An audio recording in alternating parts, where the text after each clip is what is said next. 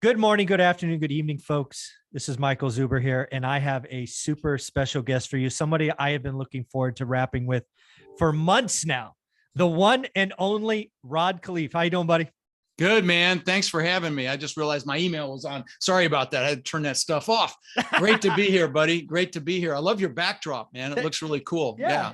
Thank you. Thank you. We're always trying to make it a little bit better, folks. Give somebody some stuff to stare at behind me if they don't like looking at me. Right. I have a face for radio, so I try to do the same thing, but that's amazing. Yeah, let's have some fun, brother. Yeah. So let's get into it. So the folks that don't know your story, I'll give you my kind of synopsis because I've stalked you for quite a while and I'm watching all the amazing things you're doing. Thank you, buddy. Thank you. The last 5 years is you've been in this game a while. Like I have, right? My journey started in 2001 with my first little rental home. And you and I were investing before, and then this great recession happened, and it left a mark, right? I call it more than just a recession. I mean, I think crash might be a better word for it. And listen, as we're recording this, yesterday the stock market went into the bear territory. Bitcoin went down to 23,000. Bank of America says we are definitely in a technical recession. And so here's the question. Should you be scared? No, get freaking excited. It's coming. Okay. I was hiding under a rock in 2008-9, which you'll hear about in a minute, so I didn't capitalize on that one, but I got crushed by that wave. I'm surfing this damn wave. Okay. Just telling you right now. No, and that's what my audience needs to hear, right? I have a daily show that I do at 7:30, the daily financial news is 12 to 15 minutes. And I'm very clear with people. I'm about to give you 2 years at least of bad information, scary stuff. But I am telling everybody with every piece of bad news I'm giving you, I want you to do this internal mind hack. I want you to say, there goes 2% of my competition. There goes 2%. Because again, I will be surfing this wave. I did okay last time. I'm going to crush what is coming. I'm going to deploy less capital, own more assets, have better yield because everybody is going to start running away. The headlines are going to scare people. And guys who've been through it, it hurt last time, but we're like, we're ready. We're ready, man. We're ready. Some economists are saying it's going to be the greatest transfer of wealth we've seen in our lifetime, regardless. Hell, we were under contract or almost under contract on a $44 million deal. And we said, no, we got to change the price because the interest rate went up 50 basis points, which is probably going to do again today. And they dropped the price to 38 and we still backed out because we know it's going further. And so the deals are coming. But anyway, I ramble. So let's remind, because again, you have the number that you got hurt by in 08 is not something to laugh at or smile at. And it's a number that most people frankly could only dream of. But if you know anybody that lost more, please have them talk to me so I feel better about myself. Yeah. Yeah. So, well, let me tell my story because I'm going to go way back because I think it'll add framework to what we discussed. We may want to talk about today because it's so timely. So I immigrated to this country when I was 6 years old with my brother, Albert, my mother's Vansha. I was born in the Netherlands, wooden shoes and windmills, cheese. We ended up in Denver, Colorado, and we really struggled initially. So I remember drinking powdered milk with our cereal in the morning, which sounds a hell of a lot better than it is. I remember we ate expired food. We went to an expired food store. I wore clothes from the Goodwill and the Salvation Army all the way through junior high school till I lied about my age at Burger King. And when I was 14, because I was so disgusted, I wanted my own clothes and so I could buy my own clothes and then ultimately buy a car. And I'm sure you've got listeners that had it harder than I did, maybe even have it harder now or could be looming on the horizon with what's happening. But back then I knew I wanted more. And luckily my mom had an incredible work ethic. So she babysat kids so we'd have enough money to eat. And with her babysitting money, she was a bit of an entrepreneur. She actually invested in the stock market successfully in IPOs, but she also invested in real estate. Her first real estate acquisition was the house right across the street from us. When I was 14, she paid about 30 grand. Then when I was 17, she told me she'd made $20,000 in her sleep, that the value of the house had gone up $20,000. I'm like, what? You just made 20 grand and you didn't do anything? Screw college. I'm getting into real estate. I knew I wanted to be a capitalist. So I went out and I got my real estate broker's license right when I turned 18, which you could do back then with education. Now they got smart to have your own office and be a broker. You got to have some experience, but I was a broker right out of the gate. Well, my first year in real estate, I made about $8,000. My second year, maybe 10 grand. But my third year, I made over $100,000. And this is 1980. It was pretty decent change in 1980. So what happened between year 2 and year 3 that caused me to 10X my income? Well, what happened was I met a guy that he was actually a broker that I decided to go work with because I was smart enough to know I couldn't do it by myself. And I was dating his daughter actually. And he taught me about the importance of mindset and psychology and how really 80 to 90% of your success in anything, business, relationships, anything, even health, is your mindset and your psychology, and how only 10 to 20%, the mechanical stuff we talk about on our podcasts. And so, fast forward to today, I've owned 2,000 houses I've rented long-term in 3 states. I now own thousands of apartment units. In 2006, my net worth went up $17 million while I slept. Wow. And that's what I said. Wow. And I got a head so freaking big, I could barely fit it through a door. If you do the math on that, it's like $8,300 an hour over a 40-hour work week for the year. And of course, if you held still long enough, I told you that. And my head got so big, I could barely fit it through a door. I thought it was a real estate god. And when that happens, God of the universe will give you a nice little correction, a little smack on the head. Well, that was 2008. Yeah. I lost $50 million conservatively in 2008. And so what I'm known for talking about on my podcast and, at my boot camps and so on and so forth is the mindset it took to have 50 million to lose in the first place. And then maybe as importantly, maybe more importantly, is the mindset it took to recover from losing 50 million. People committed suicide both in this last crash and back in the Great Depression for losing more or losing less proportionally. So, I'd love to drill down on that some with you if that makes sense, Michael. No, I absolutely think that's what's important here. Again, you're here 2022 acknowledging and owning the fact that you lost $50 million in a horrible, real estate crash. Right. And people are today, look, they're almost manufacturing losses of equal scale, even though we're not there yet.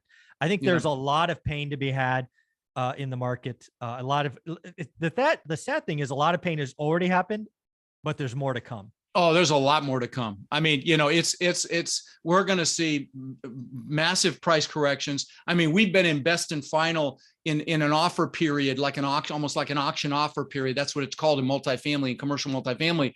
And we are like scratching our freaking heads how people paid what they paid for these assets. And we know damn well they're going to get in trouble, especially the ones that got adjustable rate debt like bridge debt, and they didn't prepare for what's happening right now. Because as it stands today, we're likely going to see, like I say, another 0.5% increase, and we could be up to 6%. The last deal we closed was at 3.2%. So it's almost double in interest rate. So and they have to. I mean, inflation is insane. What did last month? I think it went up like 8% in 1 month, or maybe it was 11%. It was just insane what's happening with prices. They have to do something. Yeah. And so that was something I was hoping we would get to, because you and I have been through this before. You and I both saw the crazy lending on residential in 2006 that led to 8 and 10. Yeah. I have a feeling that only few people will appreciate, and it sounds like you're there. I am seeing the same lending stupidity in large multifamily that I saw on little single family homes. That is really astute. That is really astute. And I'll tell you why it is, because that's the first time I've heard somebody actually say it out loud. And you're absolutely right. Okay. There are a lot of what we call bridge lenders out there that are really not licensed banks. They're unregulated, and they are loaning like crazy. Loan to cost instead of loan to value, for example. High loan to cost, like 80% in some cases. And so, that, and of course, that's adjustable rate debt. And so, that's very, very illuminating. But I'm going to tell you, I really think we could be in the opportunity of a lifetime in real estate if someone is ready. And so, but what's critical through all this is going to be mindset, because when bad things are happening, it's natural human tendency to focus on the pain. Like I could have focused on losing $50 million, and I did for a while. Okay. I mean, don't get me wrong. I was that's human nature for a while. Yeah, it is. Exactly. In fact, we connect through pain. I'll give you an example. If you came up to me and said, "Hey, Rod, how you doing?" I said, "Oh my God, I am freaking fantastic. Life is freaking amazing." you take a step back. Well, you wouldn't because you're evolved, but most people take a step back and say, you know, Rod's off his freaking meds. But if you came up to me and said, how you doing? I said, oh man, I just lost 100 grand in the market and my back is killing me and woe is me. You put your arm around me and say, oh, I feel you, brother. That's how we connect. Yeah. And so, you know, and listen, let me mention one thing is, you know, right now, if you're listening to Michael, you're a leader. Okay. And God, more than ever right now, the world needs leaders. I mean, don't get me started on all the political crap and the fake news and all the crap that's happening right now. Mm-hmm. You know, just remember one thing, as a leader, your focus is critical. Bring in the good stuff, because whatever you focus on is going to get larger, both positive or negative. Okay. You know, and if you're focused on the crap that's being put out on the media, you know, that's going to get bigger, that negativity, that horror and all that. Bring in the good stuff. You know, I do a podcast. It's called Lifetime Cash Flow Through Real Estate Investing. And every week I do a clip called Own Your Power. It's motivational. It's about 5 minutes. Okay. And you give me 5 minutes a week, I will juice you. Okay. I'm just telling you right now, it's got music. I'm really proud of them. There's hundreds of them there. We just had our 700th episode last week, which just blows me away. 13 million downloads now. And it just, you know, mind blowing, the success of it. But it's mainly because of those Own Your Power clips, because people don't remember what you said, but they remember how you made them feel. Give me 5 minutes. I'll make you feel and I'll get you juiced so that you can get through what's coming.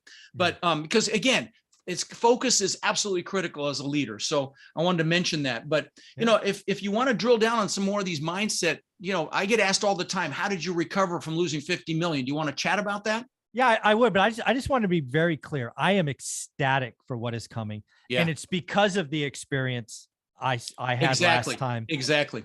And how we recovered. So I just want to set up what I see today in multifamily, because I think that's where the maximum pain is, right?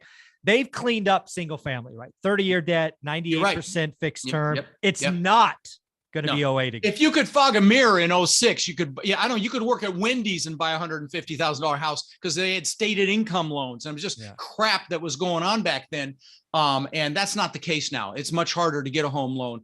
And there's a pent up demand. But man, you are so dead right on the commercial front, brother. I hadn't heard that somebody say that, which is, it's in the back of my head, but I'm really glad you actually verbalize it, because you're right. Yeah. So again, what I remember from last time, and it's going to ripple. And again, I don't think opportunity is today, but today is when you prepare. So let me kind of set it up. The reason that the Great Recession or the real estate crash happened is because of bad loans that originated in 05 and 06. Those 2 and 28s were fine for the first 2 years, right? You got 1.9% interest. All is good. You're slamming on the debt on the back end. Nobody cares. Then you're reset. Then the first batch. And there were a lot of bad ink. I mean, bad actors. Not just bad actors, but people with bad credit that got debt, that shouldn't have gotten debt, that had no business borrowing money. So there was a lot of that too. Subprime stuff. Dude, I declined tenants and they bought homes. Right. There you go. I wanted to bring that up as well. So that was a big piece. And then they sliced and diced this shit on stock on the stock market. You didn't even know who owned those loans. Okay. And of course they were driving that thing because they were killing it. I mean, they were making so much money selling these loan products on the secondary market that they drove this thing. And they came up with all these different loan vehicles to try to make more money and sell it on Wall Street. And so, but that's not the case now. Not the case. So residential, relatively speaking, will be fine. But again, I want to set up the story why I'm so excited about multifamily. But sorry to interrupt. Go ahead. I think we're going to do that to each other a lot today. But the housing is going to go down though. The pricing of housing for sure is going to go down. Okay. I just want to make sure we're on the same page there. I think. Yeah. So again, the setup was the loans that went in 05, 06, they reset 2 years later. The first people that reset got out relatively unscathed. Mm-hmm. It was the month after month of loans blowing up. And then it became a thing to strategically default. And we had 50% of loans originated in 05, 06 that were adjustable rate mortgages, hence the blow up. Now, why am I excited about commercial? Well, you've seen cap rates collapse. You've seen what really scares me is all the new operators. I speak at meetups because I like to. But what I'm doing there is I'm getting feedback from the audience. What is everybody excited about? What are all these new people? I did a meetup in San Jose, California I want to say 3 years ago, and 70% of the room were suddenly brand new syndicators, never done a deal, but they happened to live in the Valley. Their friends got money and they were just running around all the country, not knowing what they're doing. Then you get all these stupid lenders doing 1 year bridge debt at crazy values, IO. You have crazy expectations on rent growth. We have record. How the hell is this not going to blow up? The answer is it's going to blow up, but it'll take time. Yeah. And that's where we are right now. So I'm ecstatic by what's coming. Yeah, no, I very well said. Very well said. In fact, I took a couple of notes because I'm going to use them, because you're absolutely right. I knew this in the back of my head, but I hadn't really penned it. So thank you. So back to mindset. Okay. If you want to keep talking to, okay. All right. No, please, please. So how was I able to recover? Well, it was the same way that I had 50 million to lose in the first place. I got very, very clear on what I wanted and why I wanted it. I didn't focus on the pain. So, if you come to my boot camp, I've got one coming up the end of July in Denver. It's the only live one I do all year. In fact, if you're thinking about multifamily, your butt needs to be there, because if you're trying to learn this business, when the soup really hits the fan, it's going to be too late. You need to do it like right now, whether you do it with me or not. But I've got a 3-day boot camp. And the reason I bring that up is the first thing we do for the first hour and a half is goal setting on steroids. Because how the hell do you get anything if you don't know what it is with clarity? You've got to know what it is you want and why you want it. And so, like what you've got to do is you've got to create what Napoleon Hill in his book, Think and Grow Rich, calls a burning desire. You've got to want it to push through fear, to push through limiting beliefs you may have, to get uncomfortable. Michael, we both know the comfort zone's a nice warm place and nothing freaking grows there. Okay. Exactly. And so, let me describe the process, if you'll allow me, because it's really valuable. But let me say this to you. If you enjoy what I just described, go to rodslinks.com. And I did this on New Year's Day this year. I do it every year with music. It's professionally done with a guide you can download. Do it with your spouse. Do it with a kid if you have them over, if they're over 10 years old. People spend more freaking time planning a birthday party than they do designing their lives. This is designing your life. So again, if you go to rodslinks.com, it's there at the bottom. It's free. I'm not going to try to sell you anything. It's just a gift. But anyway, let me describe it. So you pick an hour when you have a lot of energy. Okay. You don't do it after a big meal. You make sure you're well hydrated, and you sit down and write down everything you could ever possibly want in life. All the stuff, the houses, the cars, the boats, the jet skis, the planes. Write down how much cash flow you want from your investments in, say, 3 years, how much you want in 10 years. Write down how much money you want in the bank in 3 years. Your soup hits the fan fund in 3 years and in 10 years. And but all the stuff, and take the lid off your brain. You want a private island, a yacht, a jet, write it down, because what that does is it triggers this filter in your brain called the reticular activating system. And that's the word that describes this. It's a subconscious filter where your brain points you in the direction of what it thinks you're interested in. And the greatest example is when you first buy a car. You never really notice them up to that point. You buy it and they're everywhere, right? That's your reticular activating system. And it's the same thing with your goals. Okay, so write down everything you could think of. Once you can't think of another thing, also write down everything you want to do in this lifetime. All the bucket list stuff. Like, I've got a friend climbing every mountain over 14,000 feet. I've got friends right now that are raising 180 grand to several of my warrior students. They're called warriors. They're marching 170 miles or hiking 170 miles today. That's a bucket list item. Me, I jumped out of a perfectly good airplane a couple of years ago, and I'll never freaking do it again. That's the kind of stuff I'm talking about here. If you want to write a book, write that down. Whatever you want to do. Places you want to visit. Behind my green screen here, I've got a vision board on the floor with a travel vision board. Places I haven't been that I want to go, and places I love that I want to go back to. So, okay. Then once you've written down everything you want to do, write down everything you want to learn this lifetime, okay? If you want to learn a foreign language, write that down. So it's everything you want to do, be, or have. That's why I call it goal setting on steroids, because this is a life plan, okay? You've got to have clarity. Clarity is power, and this is giving you that clarity. So, maybe you want to learn a skill set. If it's multifamily, for God's sakes, come to Denver. In fact, let me just plug it real quick. So I've got a 3-day boot camp. And I will give you a hell of a deal on it if you want to come. It's $197 with the code I'll give you. And it's not a sales pitch, not a big sales pitch. I talk about my coaching for like 30 minutes, and that's it. All 3 days of training. Drinking through a fire hose, I'm going to tell you that. You will leave knowing what you need to go to take action. So if you text my name, Rod, to 72345, or you can go to rodindenver.com, but remember the code rodindenver.com. Remember the code RODFRIEND as one word. That'll get you the $197 price. And that'll also get you a couple of awesome bonuses. You'll get my deal evaluator software so you can evaluate multifamily, and you'll get my document library. Hell, I've spent tens of thousands on that. So, I mean, those two things alone are worth 10 times the 197. It's kind of a no-brainer. And Denver is United's hub, so you can fly there nonstop from anywhere. And I got a room block for like $100 a night for the room. So again, it's all about time, really. It's not about the money. Mm-hmm. But if you can make it, it's every aspect of the business, from, you know, building a team to picking a market to evaluating that market to, you know, finding all the deals you need, finding the money for your deals, financing them, syndicating them, joint ventures, property management. And of course, if you get to know me, you'll know I spend a lot of time on mindset. I mean, there's a reason that my students are so successful, because I'm right now, my actual coaching students are somewhere in the 65 to 70,000 units owned. And I've only been teaching a little over 4 years. So, you know, I'm really proud of that, super proud of that. But anyway, so again, if you want to learn something, write that down. Lastly, on your goal setting, write down who you want to help.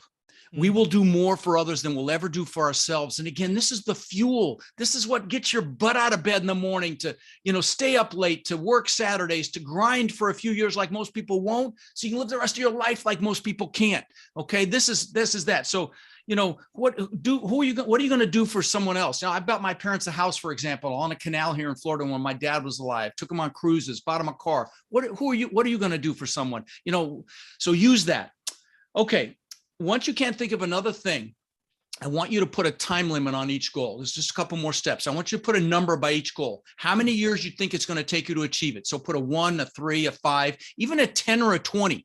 Recognizing that as human beings, we'll overestimate what we can do in a year, and we massively underestimate what we can do in 5, 10, 20 years. And I'll give you an example of this, but I want to pre-frame this by telling you I'm not bragging, okay?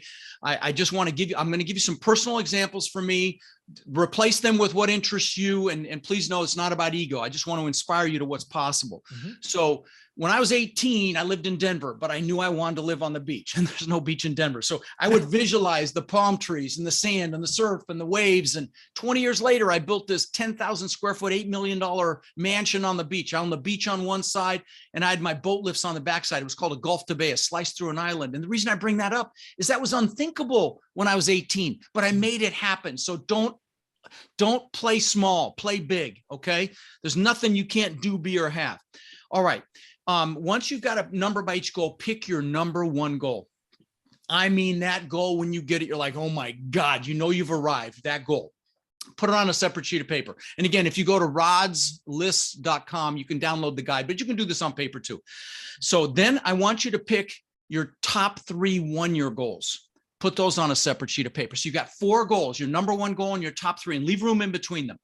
Now, pat yourself on the back at this point, because you are ahead of 99.9% of the people on the planet that do a New Year's resolution that's forgotten by the middle of February, and, you know, that spend more time on freaking Christmas than they do designing their lives. But there's a couple more quick steps. I need you to write down under each one of those goals why it's an absolute freaking must for you to achieve it, the why, okay? And use emotionally charged words. Words are very powerful. Words like beautiful and amazing and incredible and wonderful. So you might say, so I can show my kids what incredible success looks like.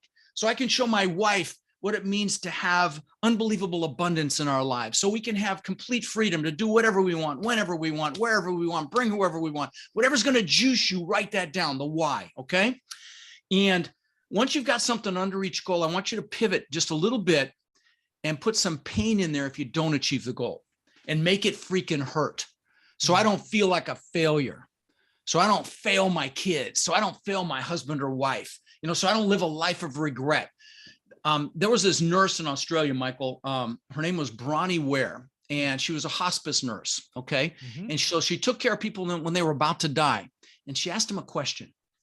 And the question was, do you have any regrets? She wrote a book about it. It's called The 5 Regrets of Dying. You know what the number one regret was? Not living the life I could have lived, living someone else's life, not doing what I know I'm capable of. I can't imagine anything worse than that. Yeah. So if you're fearing failure, you know, fear regret, you know, we fail our way to success. I call them seminars, failures. That was a $50 million seminar. It was a big one, but that's it. It's only if, you know, we're entrepreneurs. And as an entrepreneur, we only die like a shark if we stop swimming. You can't stop swimming. Yeah. And so, but anyway, you've got your positive and negative reasons why. Then you need to get pictures, put them around you. I told you I've got vision boards behind this green screen. I'll give you some examples of this, some public examples. Jim Carrey, the actor, the comedian, wrote himself a check for 10 million bucks when he was flat broke. Okay. And a check, if you're a millennial, is something we used to use to pay for things. Anyway, so he wrote himself a check, and he used to go by the Hollywood sign. He'd visualize cashing it, right? That's how much money he made for Dumb and Dumber. He actually buried that with his father, that check. You can Google it, you'll see. I'll give you a more recent example. Demi Lovato, the singer. Well, 12 years ago, when she was unknown, posted on social media, one day I'm going to sing the national anthem at the Super Bowl. One day. Not this last one. Go see the Super Bowl before that. She was saying the national anthem. I'll give you some personal examples from me. Again, not bragging, just want to inspire you, okay? Back when I was 18, I figured I had to get a 4-door car to show people houses, right? So I got this bone ugly Ford Granada, just a piece of crap, bench seat in the front. But I figured that's what I had to have. And that guy I worked for, whose daughter I was dating, had 2 Corvettes, and he let me take her out in one. And I'm like, oh my God, this is amazing. So I got a picture out of a magazine, this way before the internet. I put that on a visor of this bone ugly Granada. So every time I sat in that car, I had to look at that picture. Within a year or two, I had a beautiful Corvette. Couple more examples. I'm the guy that always, well, no, actually, scratch that. This is back when the TV show Magnum PI was out. The actor was Tom Selleck. He was the detective in Hawaii, and he drove a Ferrari 308. And that's the first time I saw an exotic car. I got a picture of that actual car out of a magazine, put on the visor of my Corvette. Within a year or two, I had a Maserati, looked just like it. I always wanted a Lamborghini. Okay. I had posters in my room growing up. And what's fascinating is my son, when he was 9 years old, he collected models of exotic cars. He had the Ferraris and the Porsches and the McLarens. He had a model of the exact same color and style Lamborghini that I ended up getting, which I wrecked. But anyway, so get pictures, put them around you. Now, I don't know. Do you put these on YouTube, these podcasts? Okay. Let me show you something. So this is my planner. I use a paper planner. I'm a dinosaur. In the back of this thing, I've got pictures that have been in here for 20 years. Okay. Now the first pictures, 22 years actually. First pictures are my gratitude pictures. Why? The pictures of my kids when they were very young. Why? Because everything starts from gratitude. Everything you bring into your life, you do it through prayer, you do it through manifesting. That's how you do it. Okay. So you got to have the gratitude first. Okay. But then I've got pictures of the things that I wanted. That top picture looks just like that house I had on the beach. I had 10-foot high glass, 80 feet long, travertine floors. This is before I ever built it. Then this bottom picture, which is kind of crazy. You can see those white stone walls in those pictures. See those, Michael? Yep. Okay. That's my backyard in my compound now. See the white stone wall? I have a compound. I got 6 buildings. I've got a big main house, a 2-bedroom guest house on the water. I've got a media building with a theater room and big exercise facility that's off the hook. I've got a video studio that I just built to do virtual events. And because God's got a sense of humor, my old house, I lost that in all the craziness, the big mansion on the beach, I lost it. And it's right across the bay from where I live now. You can see it out the backyard. But anyway, then I've got, stupid crap. Like I've got a few $100,000 worth of watches. That's still a vice. I'll admit that one. But then Lamborghini, before I ever got it, mine was black, but the picture I had was a red one. The Rolls, the Bentley, again, it's stuff I got that I had pictures, stupid crap, frankly. But, maybe that motivates you. Maybe it doesn't, but replace it with what does. Get pictures because they work. Okay. So, I mean, there's some other strategies that are super important. I talked about focus. Focus is a big one because, the most successful people on the planet are the ones that have the best focus. They're able to focus. It's interesting. I don't know about you, but sometimes I'll be watching a movie at home and I'll be scrolling through social media, which kills your freaking focus because your brain is anytime you scroll, it kills it because your brain's making these micro decisions every split second. And so, I don't listen to many podcasts. I listen to 2 of them. One's Joe Rogan and the other one is Tim Ferriss. And I get both sides of the political aisle for the most part. And, Tim Ferriss, I get excited about my 13 million downloads. I think he gets that every couple of days, but he interviews some of the best in the world at what they do, like the best athletes, actors like Michael Phelps, actors like Arnold and Ed Norton and Hugh Jackman and Jamie Foxx and billionaires like Ray Dalio and other big time CEOs. And he dissects how they achieve that success. He breaks it down. He's real good at asking questions. And I started to hear a pattern. Almost all of them meditate. What does meditation enhance? Focus, right? I thought, and that's fascinating. But, here's the thing. once you've created that burning desire for yourself, okay, maybe you haven't taken action in real estate yet. Maybe you have, but you need to take it to the next level. Maybe you've just done single family. You need to go larger. The next step is you got to make a decision. And the Latin root for the word decision means to cut off. It means it's freaking done. If you're going to attack the island, you're burning your ships because you're taking their ships home. That's a freaking decision. It's done. It's not 1 foot in, 1 foot out. It's not a toe in. It is completely done. And when you do that and you're committed like that, you're like a train on a track. Yeah. Okay. But when you don't, you're going to get knocked off track. Okay. So decision is the next step. And then really, I pre-frame the next piece, which is you got to take that first step. Okay. And like Dr. Martin Luther King said, you take that first step in faith and the next step will be revealed. And, Lao Tzu said, the journey of 1,000 miles begins with a single step, but you got to take that step. And sometimes it's the biggest step of your life. And I know you've got listeners and viewers, Michael, that are analytical and they may get caught up in paralysis by analysis. You got to check off every single box. But to those people I'm speaking right now, just realize that you can drive all the way across the country at night, seeing 50 feet in front of you, and you'll make it. You could have obstacles, but other people have done it before you. It's the same way with pretty much any business, especially like my multifamily business. But you got to learn it, and you have to take that first step. Okay, that first step is critical. And then, then I'll tell you another big piece of this, especially in our business, is playing to your strengths. Okay. In my business, particularly in multifamily real estate, there are multiple ways that you can go into this business, and nobody does it by themselves. Everybody does it in a team. You can do single family by yourself, but you're not going to do commercial multifamily by yourself. And so, maybe you're the one that's out there bringing the deals in, or meeting with investors, or you're the analytical one that's underwriting the deals, or you're doing the asset management. You've got project management or managerial experience. And you're handling it after the fact. But a lot of hats to wear. But here's the key. You got to play to your strengths, okay? Because your strengths are your biggest assets. And here's why that's important. Well, first of all, when you're playing to your strengths, you're going to love what you're doing. And if you love what you're doing, you never work another day in your life. But secondly, you'll be passionate. Can you tell I love what I'm doing? I'm passionate, and you need to be passionate to be able to influence people, to sell to you, to invest with you, and so when you're playing to your strengths, you have that passion, and it's magnetic. So, when I see a couple of people that get together that are playing to their strengths, do this business, success is inevitable. And I see it time and time again. It's typically an outgoing person with an introverted analytical person, and they freaking kill it. And so, play to your strengths. What else? Well, I got a couple of quick questions. All right. You bet. Yes. Sorry. So I've been droning on and on. No, I loved it. I took copious notes if you couldn't tell. Oh, thanks. So I heard a couple of different links or pages, and I think they're the same, but I may have written them down wrong. I heard rodslinks.com and then rodslists.com. Shit. It's, God, what is it? Oh, I'm glad you said that. It's got to be Rod's Links. Wow. Okay. That's embarrassing. Sorry about that. Thank you. Yeah. I get going and I'm fairly certain it's Rod's Links. It's Rod's Links. And that's got my boot camp on their site. It's got, in fact, I'm going to pull it up real quick and just make sure. Yeah. But anyway, it's got that goal setting. It's got a lot of free, it's links. Yeah. It's got a lot of free stuff, free books and things like that. And so, it's really very valuable, and I know it'll add a lot of value to you if you're interested in this business at all, and even if you're not, check out my podcast because, like I said, I'll juice you. No, absolutely, there's no question. So again, I just want to make sure it's right. I will put it the first line of the description of this video. No, I appreciate that. Here's another thing I want to talk about while I'm thinking about it.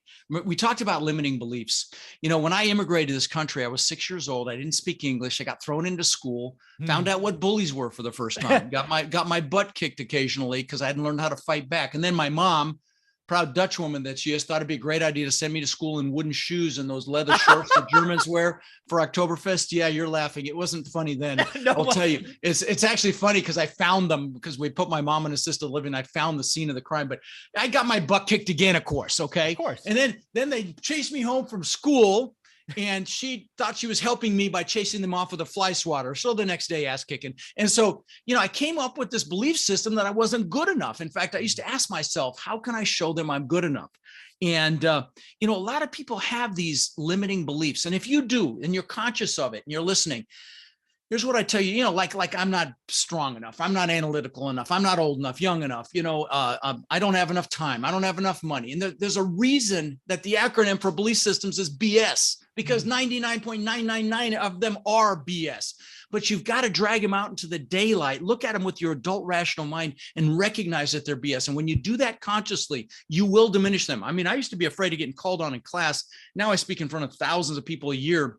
And I was able to diminish that by looking at it and saying, if somebody rejected me, they just didn't know me. They don't know my heart, and if they rejected me, it's their own BS. Okay. And I had to come to terms with that. And if this resonates with you, bring it out in the daylight consciously and look at it. The other thing I want to mention to you, when I was losing everything in 2008 and 9, I was in Tony Robbins' Platinum Partnership. Okay. He has this mastermind. It's like 120 grand back then. It's probably 3 times that now, I think.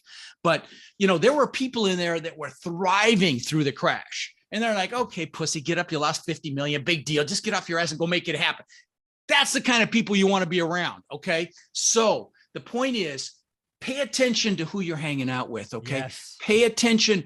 A lot of people default to the people they went to school with or they work with. And those people might, out of their own fear and limiting belief, hold you back. They might be jealous of your success. They might be fearful of losing you. They might be fearful of feeling less than if you're successful. And sometimes it's family.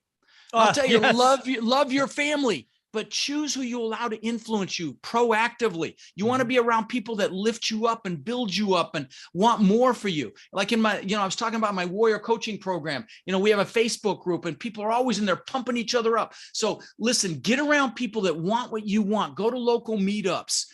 Do what you have to do to get around people that want more. In fact, come to my boot camp. There'll be hopefully upwards of about 1,000 people there. We're already halfway there. So, there's going to be people that want more, but that's what you need to get around so that, not only can you share notes and build networks and so on and so forth, but they're not going to crush your dreams. Super important. Okay. Yeah. Then probably one of the last things I want to mention was a couple of things, actually. One is tenacity. I could have given up, when I lost it all and thrown in the towel. And, I built a litigation support company. I helped thousands of families save their homes through the crash, by the way. I built law firms in 5 states. We fought foreclosures. We modified loans. I saved thousands of families' homes. I hated the business because nobody was happy, but I sold it. It was a 60 employee, $10 million company that I sold a few years ago. But tenacity beats talent almost all the time. That company almost went bankrupt in 2010, and I had to innovate and pivot to get through it. And in what's coming in the future, you may need to innovate and pivot. I remember when COVID hit. If you go, if you went to multifamily virtual boot camp, I went virtual with my boot camp, and you'll see me on my phone. It's still the same video from my phone. I recorded like 2 days later because I knew I had to pivot quickly. And in what's coming, you may have to. Don't be afraid of it. Just do it proactively. If you're in a situation where you're going to get impacted financially from this recession, okay, but just remember, there's a book called 3 Feet from the Gold. Just don't give up. Okay. In fact, I've got a sign on my desk here from Winston Churchill that says, never, ever, ever give up. Okay. Yeah. And so, just keep your eye on the goal and remember, courage, staying power, resolve, strength of character, fortitude, strength of will, bravery, backbone. That's where you need to embody all of those things. So I do have one question that I've always wanted to ask you. Okay. When you look back at the fact, was there one thing that kind of was that caused the $50 million loss? Was it debt structure? Was it operations? No. I get hate online. It's like you were over leveraged. I was at a 30% loan to value. Okay. I only owed 30 cents on the dollar. Here's what happened. Let me just give you a brief description. Sure. So I had 800 houses. They were 2 hours north of me, 2 hours south of me, and everywhere in between in Florida. Okay. Florida has no state income tax, higher property taxes, which impact cash flow. Absolutely. I had properties in wind and flood zones, higher insurance, which impacts cash flow. Yes. But here's what killed me. These were C-class houses, so a lot of maintenance. Okay. Yeah. There's A, B, C, and D. D is the hood. Stay out of the freaking hood. But see, these are working class houses. And a lot more maintenance because they're harder on them and they're older. Okay. Yeah. Now, so if I send a maintenance guy to one of my apartment complexes, everything's the same. Plumbing parts, HVAC parts, appliance parts, locks, windows, so they could stockpile parts and be in and out in an hour. Yeah. Well, if I had to send them to one of my houses and it's an hour away, hour and a half away, one way, they got to go see what's wrong. Yeah. Then they got to go to find a Home Depot or a Lowe's where we have an account, which could be an hour round trip. And I don't know about you, Michael, but when Rod tries to fix something, he ends up going to Home Depot more than once. And the same thing with maintenance guys. And so, what took an hour at one of my apartment complexes took all day at one of my 800 houses. That really killed the cash flow. But see, I thought that gravy train was going to keep going. So it's like big deal. I'm not cash flowing, but I've got great equity, quote unquote. But the final coup de grace was, I didn't pay attention to tenant demographics back then. If they had, decent credit and they had the money to pay and they had a job, I let them rent. They paid a deposit. Well, I had a ton of tenants that were contractors, plumbers, electricians, drywallers, painters. I saw that story, yeah. Which fell out of a freaking cliff in 2008, and I didn't have work. And so, and then, what's really interesting is my portfolio went upside down. It dropped more than 70%. That's how crazy it got here in Florida. Yeah, mine was 75% peak to bottom. There you go. There you go. Yeah. And that's when I was like, I'm done. And I hate it. Yeah, if I had those 800 houses now, holy cow. Woo. But it is what it is. What it could have, should have. We talked about this before we started recording, and that is, life is about meaning. If you've had something negative happen to you, place a positive meaning on it. I would have never met my supermodel, beautiful wife. Oh yeah. More beautiful on the inside than the outside if I hadn't had this happen, and I'd give it up all again for her. And so let me mention two last things, if I could. We talked about gratitude. It's the most powerful emotion we have available to us. It makes us stronger when when we face adversity. It strengthens our immune system, makes our heart stronger, lowers our blood pressure, brings us closer to our spirituality. But so utilize gratitude. It's super important. In fact, I did a gratitude journal. I do them regularly. I did one for my wife, actually, what I was grateful for in her. Every day I filled it up. And there were days I did not want to fill that damn thing up. I was pissed at her. But, 90 days in a row, I was writing down what I loved about and cared about her. And so you can imagine how I showed up in the relationship. It was incredible. And then I gave it to her for her birthday. But there's a tip for you guys if you want to really knock it out of the park. But let me mention a story that happened to me. I told you about that house I built on the beach, that $8 million mansion. And just to describe it, it had a giant waterfall from the second floor balcony into the pool. You had to walk through the waterfall to get into the pool. Pool was in magazines because I had these cool trees that I spent a lot of money bent out over it. Had an elevator, a wine cellar, big spiral staircase up through the middle of the whole house. To give you an idea, I'll land the plane with this. On the second floor, I had aquariums custom built that curved around the staircase. It cost me almost $200,000. So this gives you an idea of the house.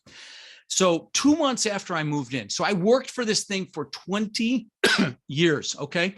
2 months after I moved in, I'm floating in the pool at night, changing colors. It's got fiber optic lighting. And I'm looking up at this testament to my ego, which is really what it was. I built it to prove to the world I was good enough. It's embarrassing to admit, but that's the truth of it. And I got depressed. And this is 2 months after I moved in. And I'm like, what the hell? I've just achieved success like times 10,000. I have the Maserati in the garage, a couple of Mercedes. I had the boats, the jet skis, beautiful family in the house, incredible house. How could I be depressed? Well, there were several things going on, Michael, and one of them ties into goals. Since we talked about goals, that's why I wanted to bring this up. You should never achieve a big goal without having other goals lined up behind it, because like the good book says, without a vision, the people perish. You need a vision for the future. I didn't know what I was going to do next. And it's never about the goals. Happiness comes from progress and growth. And I didn't know how I was going to grow. They say the happiest days of a boat owner's life, the day they buy the boat and the day they sell the boat, and that's the same way with any goal. Yeah. But you got to have them. You need the goals to create that burning desire. But happiness comes from progress and growth. And at my boot camp, I teach a planning process, a weekly planning process that incorporates that. But the big thing was I'd been totally focused on me. Show the world I'm good enough. Show the world I matter. Rod. And so I went out and bought some books to get my mojo back. And one of them was Tony Robbins' book. And I was like, holy cow, this is good stuff. And so I went and saw him live, and I'd highly recommend it. If you have an opportunity to see him, just do it while he's still speaking. I spent 20 years following him around the planet because I love the technology so much. But I discovered he fed families for the holidays. And I'm like, what a concept. Do something for someone else. I'm embarrassed to say I had to be 40 to get that memo. But I went back home and I called my brother in Denver. I said, let's feed 5 families, because I was going to go visit him for Thanksgiving, visit my family in Denver for Thanksgiving. And so he called his church and said, who really needs help? And he got 5 families. The third family changed my life, Michael. We go up to this house and we'd bought toys for the kids if we knew they had kids, a frozen turkey, food, and tons of food. We had a lot of fun buying this stuff. But this woman comes out and she sees all this stuff and she starts crying. And she's in this crappy 1-bedroom with 5 kids. Her kids come out. 2 of the older ones start crying. I start crying. and I'm hooked. I'm blessed to say in the last 22 years, we've fed somewhere between 110 and 120,000 kids here in Sarasota and Bradenton, Florida. And I don't say this to brag. There's a message here, a really important message. So listen up, even if, you're like, yeah, I'll do it when I have money. No, let me explain, and by the way, I've done some other things. We've done, tens of thousands of backpacks filled with school supplies to local kids. We've done tens of thousands of teddy bears to local police departments for officers to keep in their vehicles. If they encounter a child that's been traumatized, they can comfort the child. And here's the message, as entrepreneurs, we've been kind of conditioned to think that we can be happy once we've achieved. Like we should, we have to achieve to be happy. I'm going to tell you, if you give back in any fashion, you are happily achieving. And I know it's a play on words, but it's an important one. Okay. And Tony Robbins calls it the science of achievement versus the art of fulfillment. How achievement really is a science. Okay. If you want to learn multifamily, there's a blueprint and a plan. You just come to my boot camp. You just got to go do it. Okay. There's a science to achievement, but fulfillment really is an art.